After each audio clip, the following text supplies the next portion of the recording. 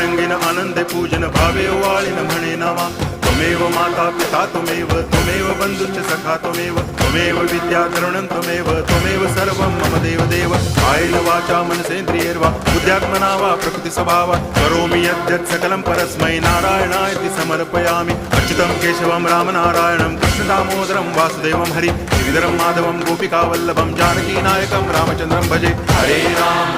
Ram